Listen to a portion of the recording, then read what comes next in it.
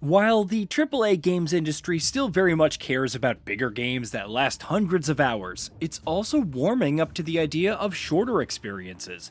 Whether they're standalone follow-ups expanded on established titles or just small but dense titles, there are several franchises out there which could do with the same treatment. Let's look at 15 of them here. Deus Ex.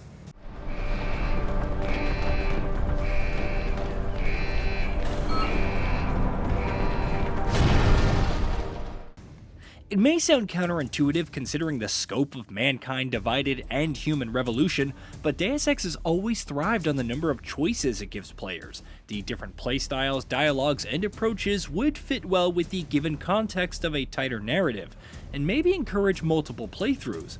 As for what kind of story it would tell, given all the factions, conspiracies, and whatnot, and whether it should feature Adam Jensen or a brand new character remains to be seen. Thief.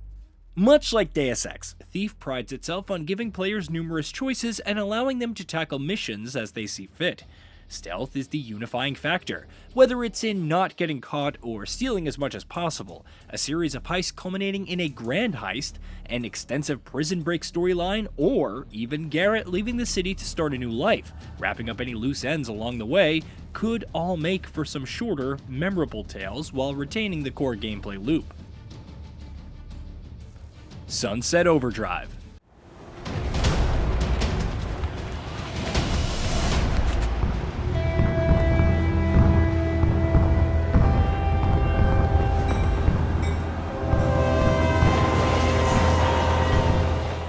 Sunset Overdrive's open world was incredibly fun, whether completing parkour challenges or just blasting the OD'd with all kinds of over-the-top weaponry. However, its narrative and mission design are also great. And focusing on a shorter but tighter paced experience isn't impossible. With how well Insomniac Games has done with scaling down, especially in titles like Marvel's Spider-Man Miles Morales, it could certainly work. Clock Tower. Clock Tower is a slow-paced survival horror title, one that relies more on hiding and evading Scissorman.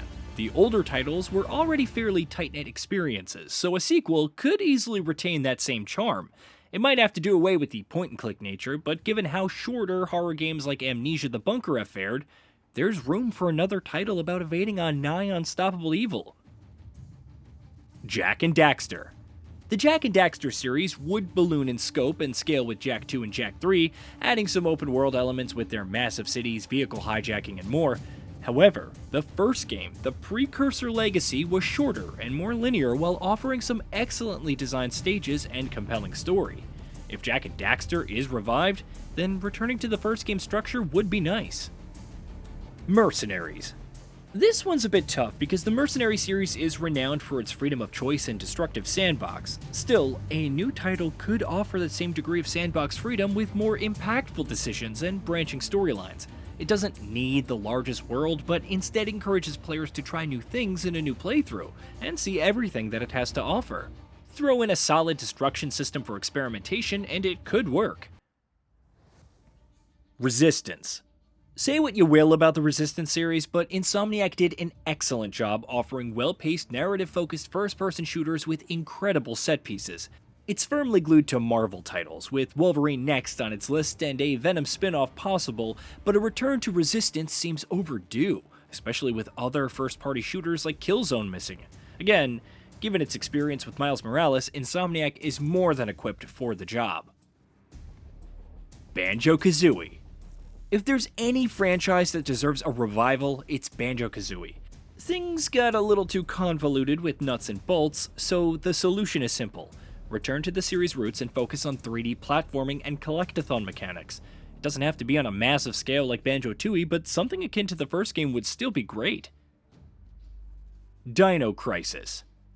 If any other franchise needs a revival, it's Dino Crisis. The first game's survival horror was well and good, but it peaked in the second game, which took a more action-heavy approach. Third game? There is no third game. The solution, then, is simple. Expand on the second game's approach, which is what everyone back in the day wanted anyway. It already got the length down while providing exceptional replay value, so just give the fans what they want, Capcom. Oni Musha.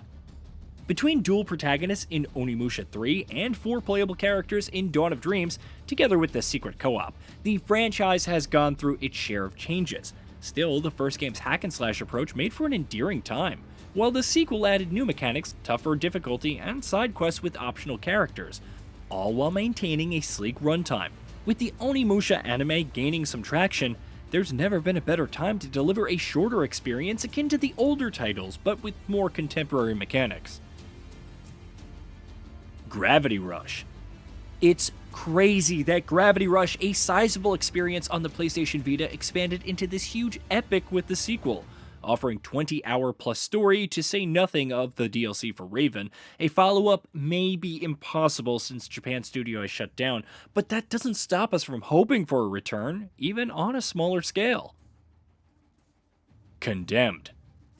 Both Condemned games offer linear first-person horror that knows how to cultivate an unsettling atmosphere. A sequel could retain the same length, if not trim things down for pacing. It could even occur from the perspective of Serial Killer X, offering a unique view of the world following the events of Condemned 2. Zone of the Enders. The likelihood of Konami ever reviving Zone of the Enders seems slim, but a follow-up to the second runner is long overdue. Once again, since the first two games offer such a well-paced narrative with great mission design and combat, the series is a prime candidate for a shorter sequel, maybe an anthology with stories from across the universe. A stopgap before a third game? There are just so many possibilities that could work. Infamous.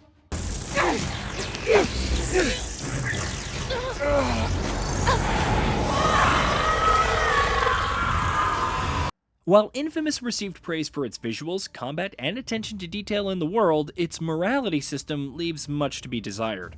Sucker Punch has shown its capability of shorter standalone experiences like First Light. Why not offer a new game in a similar vein but with a more fleshed out morality system? And more than just two endings? It would make for a fun way to revisit the world for sure. Nelson, stay behind cover! Don't tell me how to fight!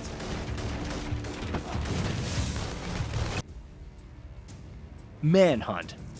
Rockstar's brutal stealth action series deserves a revival, if only because we need more compelling stealth games. A shorter experience could help keep the narrative tighter while emphasizing the efficiency required to earn more stars in each scene. Again, in the age of short but sweet horror games, a Manhunt 3 looks doable. If nothing else, it would be a massive improvement over the second game.